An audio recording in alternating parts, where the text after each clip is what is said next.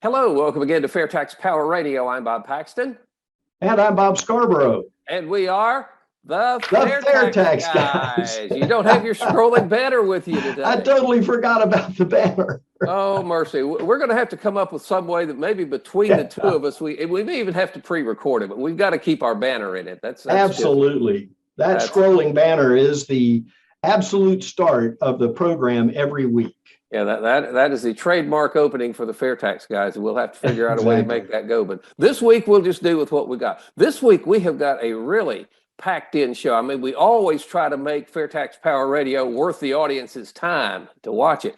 But the bulk of today's program is going to be an interview with Paul Wizikowski, who is the brainchild behind the Lunch and Taxes video. It's a guy I've been wanting to interview for a long time, and we finally got him, and we're going to get him here shortly here on FAIRtax Power Radio. But first things first, not Congress.gov. We're going to postpone that until next week.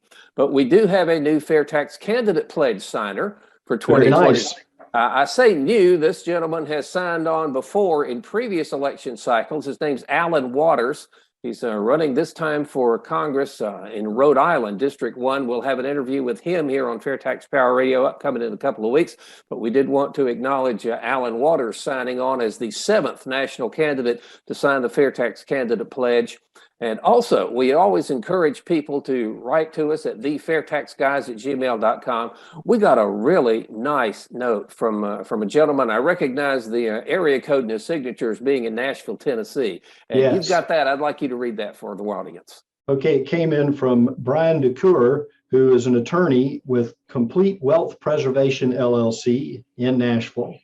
And he starts out by saying, I was so shocked to hear about Ron's passing. Been listening to you guys for years, and both you and Ron, meaning you, Bob, have made a huge difference by having your podcast. Keep on doing what you're doing. We need to get the FAIRtax passed. Ron would want you to do everything possible to make that happen. And I guess that means for all of us. When it passes, Ron will certainly be looking down and happy when it happens. If there is anything I can do to help with the podcast, let me know. Brian DeCoeur, attorney at law. All right. So well, Brian, testimonies come in all the time for Ron, and the folks here at the station in Winston-Salem feel the same way. It's a big loss. Always enjoyed hearing him come in every week.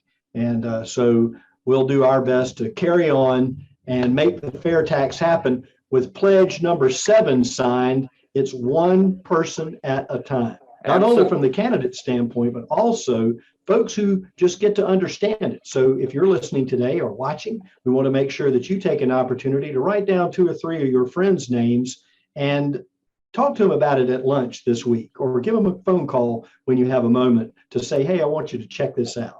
Absolutely. I say we'll be doing an interview with Alan Waters here shortly. And a little heads up for you, bud, a little word of warning. Ron was never comfortable doing interviews, so I did all of them. But I know that that's a skill that you've got, and I'm probably going to give you a little piece of the action as far as recording some of these candidate interviews. Absolutely. Happy to do it. In the meantime, let's get into this interview with Paul Wizikowski. What an incredibly creative guy. I wish I'd had more than, the 10 to 15 minutes that we had to talk with him. But have you seen the Lunch and Taxes videos? I absolutely have. And they're used on the end of most, if not all, of the FAIRtax radio shows. And the interesting thing in the interview, which I previewed just a little bit ago, is that he was very young when he came into the understanding that the FAIRtax was something that had significance in his life. And his motivation, being in the production business, was to produce these fantastic videos. All righty. Well, let's just go ahead and roll it right here. FAIRtax Power Radio is most pleased to be talking with a man that I have wanted to meet and talk to for quite a while now, Paul Wizikowski. I know you're a busy guy. Thanks for taking time to talk with us today. Of course. Happy to be here. All right. Now, Paul, in case you don't know, is the mastermind behind the lunch and taxes videos, which I think are just exquisitely done, perfectly thing. But before we dig into this, I want to touch on what you're doing now. A lot of people know you're a filmmaker, but you're working for NASA. Now that has got to be a really stimulating and engaging place to work. What are you doing for NASA? It is. It's. I feel a bit like a kid in a candy store some days. Talking about making content about our return to the moon.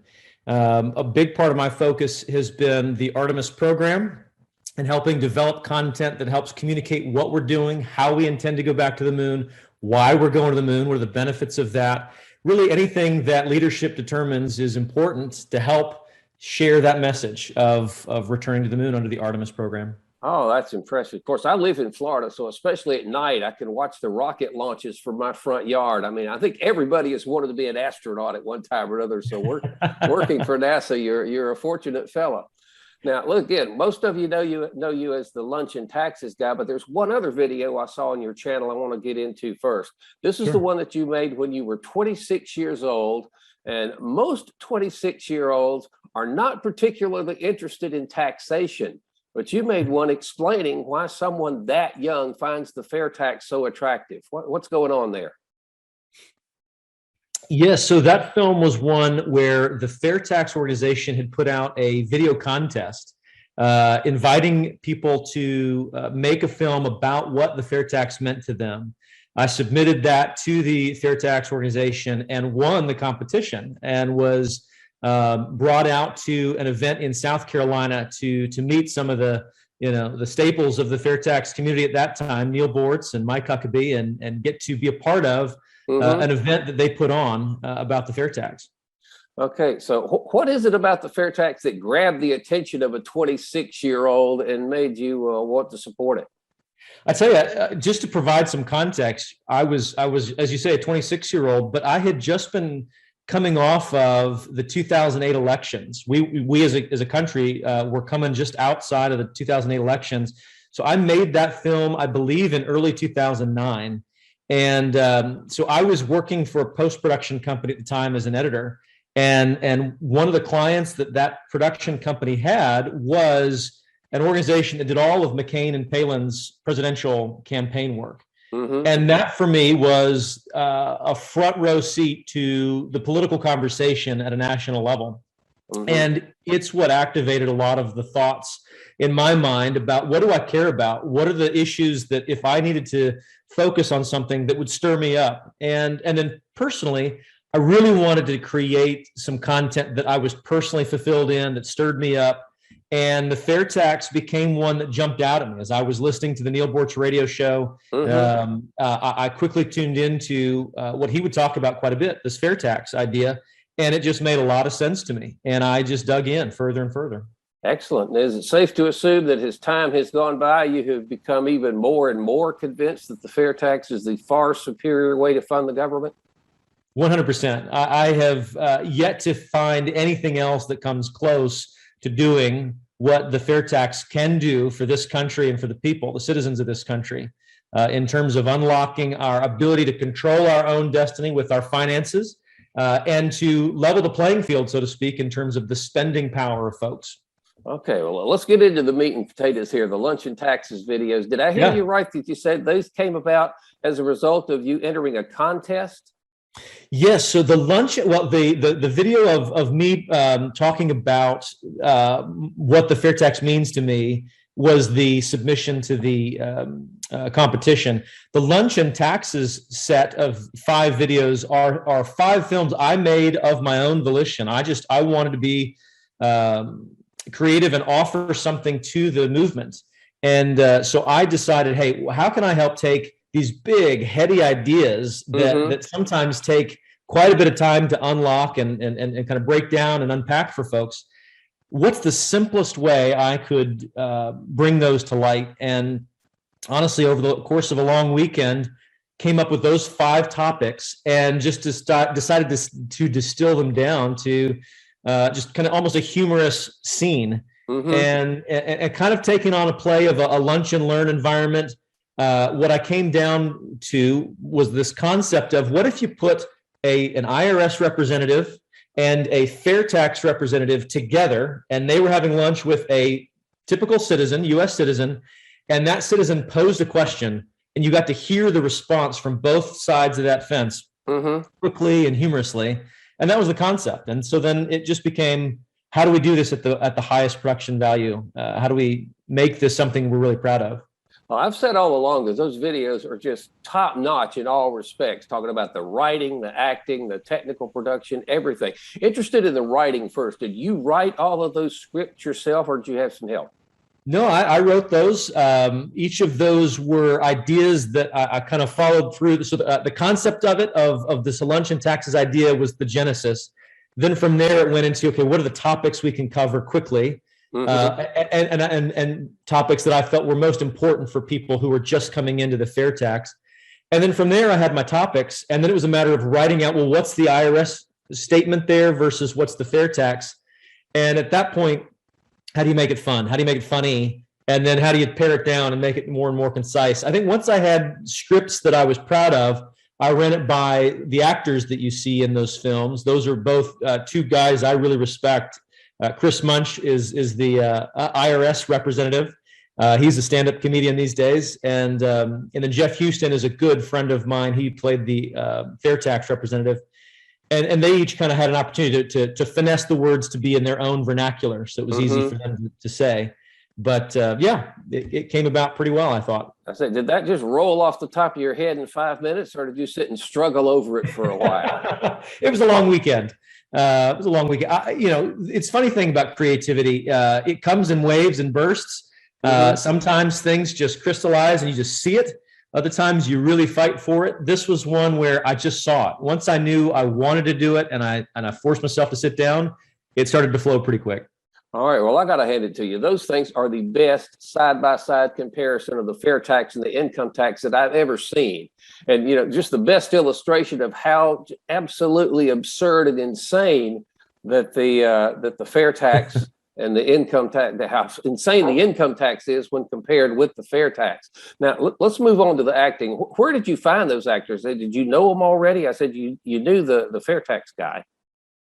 Yes. So all three of those individuals are good, close friends of mine. And the two gentlemen, as I spoke of, work in the business.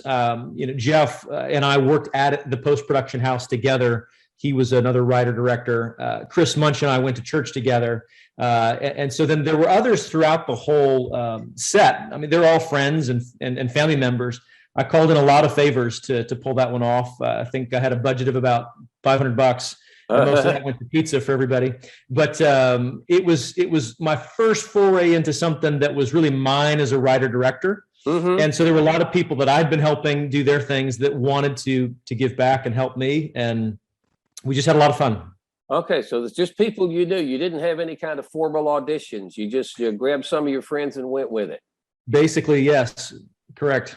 Well, I got to tell you, they were, all three of them were just absolutely perfect. I really love the boyish enthusiasm of the income tax guy who's sitting up there totally oblivious to just how bad his tax plan is, and the FAIRtax guy's just kind of laid back, sitting there quietly eating his lunch right out from under his nose, and the guy doesn't even realize it. And of course, the young lady is right on as well. So I assume you know what they're doing today. You know where they are and they're still doing today? Gosh, I don't know. So Chris Munch, who is the IRS gentleman, he's a stand-up comedian. He's kind of been making the circuits with some other good friends of mine, doing some family-friendly stand-up comedy. I don't know his website off the top of my head, but Chris Munch is his name. Jeff Houston, I believe, is still at that post-production house as a writer and director. And then my other good friend there, she is, I believe, working with a ministry there in Tulsa, Oklahoma, and has gone into, serving in the ministry. All right. Now, it may interest you to know that we use those videos as part of our presentation out at the Las Vegas candidate boot camp. And afterwards, Willie Montague, one of the candidates out there who ended up signing the FAIRtax candidate pledge, came up to us in the hall and said, "I know that lady." And, yes, Ashley Clater. Ashley is her name. And so she's a fantastic person just to begin with, just very genuine. She has been just a delight to work with on a few projects over the years. This was one of our first adventures together.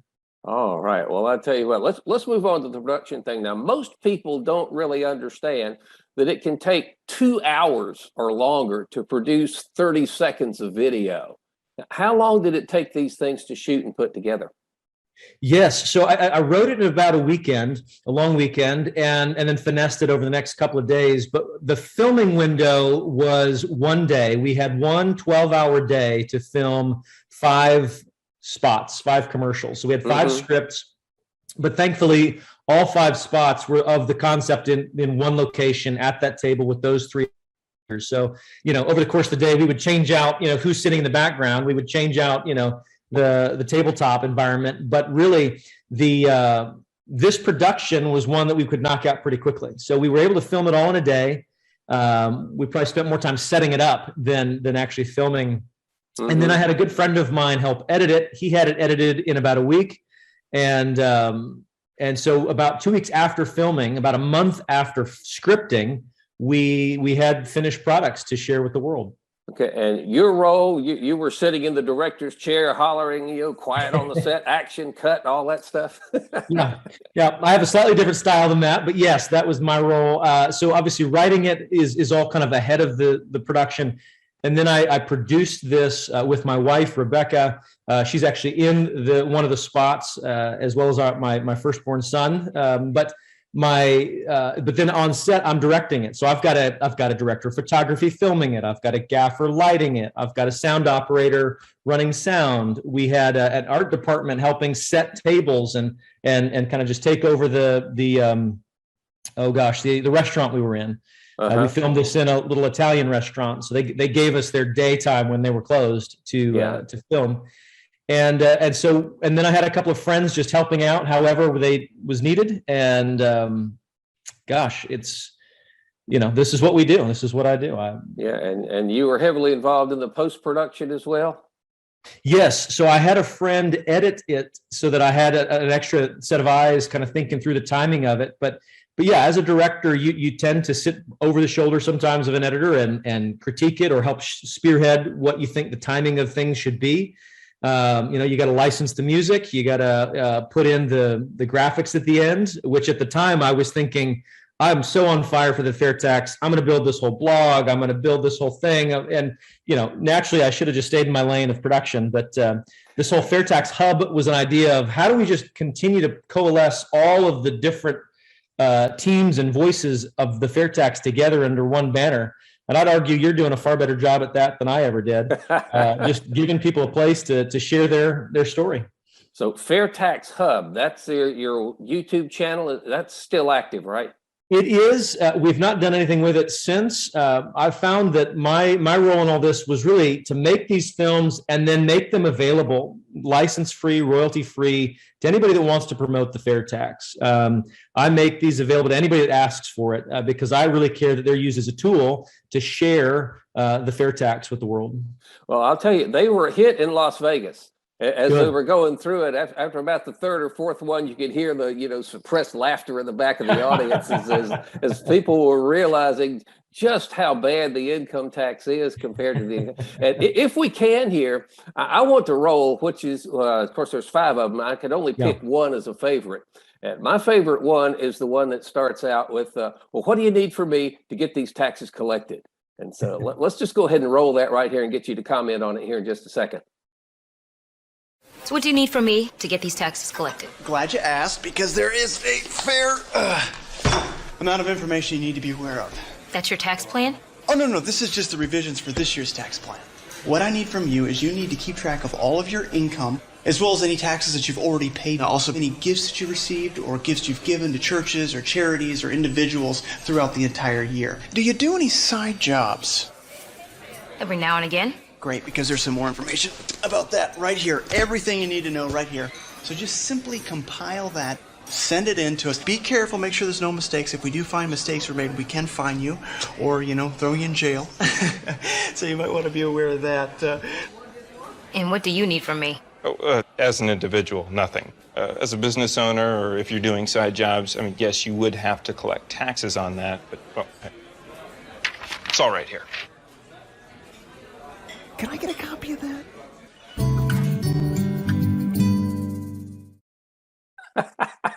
That's funny. I got to tell you, I still think the best line in the entire series is, be careful, make sure there's no mistakes. If we find mistakes, we can fine you, we can put you in jail, be aware of that. We laugh now, but it's as real as it gets, right? I mean, it's absurd how complex and dense our income system is, our tax system rather. And it gets more and more dense every year. And it is to the point where I would not be surprised if someone were able to find something I've done wrong in my life from a tax standpoint by sheer ignorance. I didn't intend to defraud anything or anyone. My wife and I are very adamant about being on top of our taxes and paying on time. And we go out of our way to make sure that we're running our business on the up and up. And yet, when you think of the volume of rules that have to be abided by, it's absurd. It is. I assume that the main topic behind that particular one was just how incredibly complicated the income tax is versus the fair tax. Yes, I wanted to just pointedly contrast the two. And obviously taking it in a silly manner helps you appreciate it and not get overwhelmed by it. But that was the tone I wanted to take for all of these films. How do we humorously contrast the absurdity of the current tax system and the simplicity of the fair tax? Yeah, I tell you, Chris really knocked it out of the park on that one. He's just but I tell you what, I know your job at NASA eats up a lot of your time today, but where do you plan to go from here in your involvement with the fair tax? No, that's great. I mean, I would say that I am focused on telling a lot of stories in a lot of different realms. Since I made these over 12 years ago, my role has been serving ad agencies and brands all over the country. NASA has become a big part of my focus. Certainly, I care very much about telling stories that matter, that are authentic, that resonate with folks and cause people to think. And to the extent that the opportunity to tell those stories with the fair tax continues to develop, then I would welcome that. But there's so many important stories to be told to help save and protect and nurture this amazing country and the generations to follow us. That'll look like a lot of different things over the next decade. All right. Well, I sure appreciate your willingness to let fair tax people all over the country just use your work, royalty free. The whole idea is I want to support the cause and not make a lot of money on it. And I tell you what, well, time's kind of slipping away from us. Appreciate you taking the time to us today, giving us some really fantastic tools for showing the world just the absolute absurdity of the income tax and the elegant simplicity of the fair tax. And hopefully we can talk to you again sometime. Bob, I look forward to then. All right. Thanks. See ya. All right. Take care. That was interesting. I tell you what, I wish I'd have had another 20 minutes to talk to him. I'd love to just pick his brain forever. Wouldn't you like to be that talented? I mean, absolutely. And at 26 years old, I'm trying to remember back what I was doing when I was 26. I must not have been doing anything because I can't remember anything. No, that's not exactly the way it went. I'm going to keep my mouth shut and plead the fifth. Yes, but we had a great time watching those. And the company, I think FAIRtax Hub was something that he thought was going to grow into a platform in and of itself. And he gave you and Ron a great compliment in saying that, what you all are doing is so far more intense in terms of working with the FAIRtax. But his contribution was he boiled it down into the most simplest of terms and put it in a real world situation, in a real world scenario where the average person, including myself, could really understand it and take it to the bank. And the characters that were in there, they absolutely played their part perfect. Oh, they really nailed it. I thought they were professional actors, and then to find out they were just friends of his, that if they're not professional actors, they ought to be. Well, the big book that the guy brings up, the giant stack of papers that he brings up and pops down with the heavy weight onto the lunch table there, where in one of the commercials, just significantly visualizes the Internal Revenue Service. Bam, 1,000 pounds of paper, maybe more, and the fair tax, just a nice little, few hundred pages, and that's it. Yeah, that was Chris Munch that played the IRS guy, and he understands now. He's a stand-up comedian, and I bet he's really good at it. We'll have to check that out. I wonder if he has a bit that he does on the FAIRtax, if that's part of his show that he does. Wouldn't that be something? I would, but you mentioned earlier the FAIRtax Hub is an idea that Paul had that he put together, is where he could just congregate a lot of FAIRtax content together. He still has a FAIRtax Hub YouTube channel. Now, Right. if you noticed at the very end of that little video, there was a thing that said fairtaxhub.com. That web address is no longer active. But if you go to YouTube and search FAIRtax Hub, you'll find his channel with all 5 of those little videos on it, plus the one that he did when he was 26, explaining why he was attracted to the FAIRtax. So I would suggest that people go check that out if they can. And maybe one day we can get another interview with him. I mean, there's That would be super. There's another 30 minutes worth of stuff I would love, in connection with one of the things that, I didn't mean to interrupt you, but one of those things that he brought up in the interview that we just all just watched was that they're available for people to use. And my encouraging word at this point in time is, if you're watching our show today or listening, wherever you might happen to be listening to the program, that you go to that hub, or the FAIRtax Hub on the YouTube, and download those and attach them to emails that you send out on a regular basis, or to pass it along in your Instagram or on your Facebook channel, so people can actually take a look at it. And I think that he would be very happy with that. Yeah, he's happy just to give people tools to talk about the FAIRtax. He's not trying to make money off that. One of the things I would love to see, if this FAIRtax market, or I should say, not if, when this FAIRtax marketplace starts generating a good revenue stream for the FAIRtax movement, I'd like to commission him to create some more of those things that we could run as actual television spots. Now, wouldn't that absolutely be cool? That would be fantastic, and I believe he probably would do that. I found it very interesting that he is doing work with NASA. Oh, yeah, that was pretty cool. We got about a minute and a half left here. I mean, time flies when we're having fun here. And we mentioned the FAIRtax Marketplace. Again, we want to encourage people to go out there, fairtaxmarketplace.com. If you're a vendor, there's a Become a Vendor link you can follow and sign up. If you would also like to just make suggestions as to what kind of products you'd like to see, and then leave your email address, and when a vendor that can supply the product you want is located and locates on the marketplace, you'll get an email and know about it. So the FAIRtax Marketplace is going to be a really good thing we want people to take advantage of.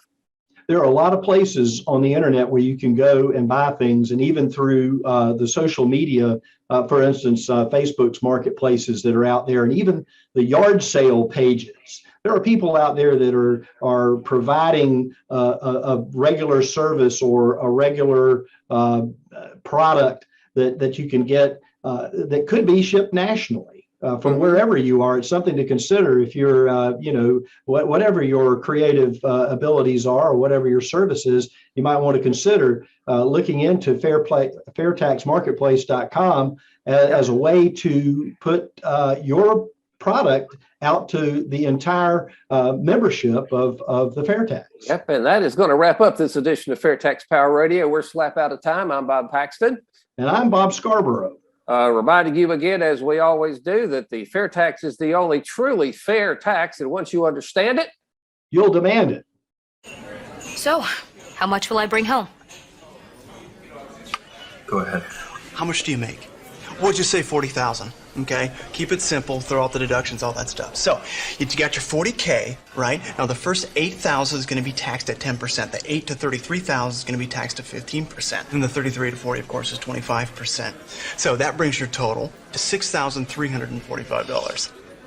Okay, so the average is what? 16%. Okay, and then on top of that, you got Medicare, which is 1.5%, and then of course your Social Security, which is 6.2%. So actually, your new total is $9,405. Which is 23.65%. You're getting it. You're getting it. Don't even get me started on what the boss has to pay. He's got to pay a portion of your taxes as well, so you don't have to. Right. And you? Oh, you'd bring home every penny.